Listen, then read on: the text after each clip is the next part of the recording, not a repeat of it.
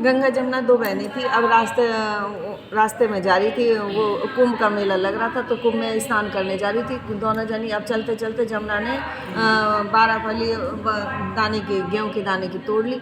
अब गेहूँ के दाने की तोड़ ली तो गंगा बोली कि भाई जमुना बहन तेरे को तो वो दोष लग गया, तो इनके दोष का निवारण कैसे हो? यूँ ऐसा कर, उसी साहूकार के घर जा और उसके सेवा चाकरी कर, और जब जाके तेरा दोष निवारण होएगा। वो तो उसके घर आ गई, बोली मेरे को काम पे रख लो। यूँ के काम पे रख लेंगे, यूँ के लेकिन 3 काम नहीं करूँगी, झाड़ू नहीं लगाऊंगी, बिस्तर नहीं लगाऊंगी और पानी नहीं बर्तन नहीं मांजूंगी झूठे। यूँ के ठीक है। अब वो तो खूब वहाँ पे रहती, काम करती। अब काम करते करते 12 बरस बीत गए उसको। अब 12 बरस बीत गए तो उसने तो फिर वो कुंभ का स्नान दोबारा आया 12 बरस बाद, सिर सटानी वहाँ जाने लगे। तो बोले कि ऐसा करो, ये हरी हरी चूड़ियाँ ले जाओ और मेरी बहन मिलेगी गंगा, उसको दे देना कि हरी हरी गोरी गोरी भैया में हरी हरी चूड़ियाँ, ऐसे कह देना तुम्हारी बहन ने भेजी है। तो ठीक है, कह देंगे हम तो।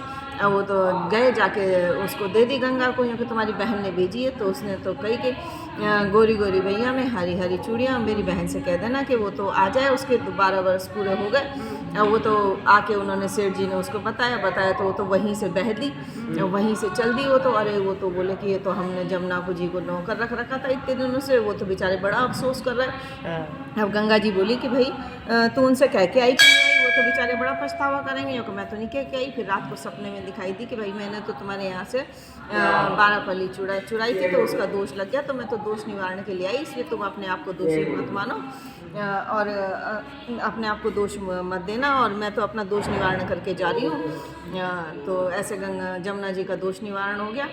अब एक वो थे लपसी और तपसी थे। अब लपसी और कहता मैं बड़ा, तपसी कहता मैं बड़ा। अब दोनों में बहस हो रही। तो नारद जी आए, नारद जी बोले अच्छा मैं बता दूंगा कौन बड़ा। अब वो तो नारद जी ने 100 करोड़ का मुंदड़ा गिराया, और जो तो लपसी तो अपने वही मुंदड़ा देख के और चल दिया। वो तो अपने 1.25 सेर की लपसी बनाई, भगवान के आगे थाली लाई और भोग लगा के जीम लिया। और ना उसने तपसी ने देखा, तपस्या करते करते मुंदड़ा पड़ा, उसने तो घुटने के नीचे दबा लिया और दबा के बैठ गया। अब दबा के बैठ गया तो आए नारद जी ने पूछा कि भाई कौन, नारद जी से पूछा कौन बड़ा? यूँ कि भाई लपसी बड़ा। तो यूँ कि महाराज मैं तो इतनी तपस्या कर रहा हूँ और फिर मैं बड़ा नहीं, घुटना उठा तेरा, उठाया तो 100 करोड़ का मुंदड़ा। यूँ कि महाराज मेरी तपस्या का फल भी तो मिलना चाहिए।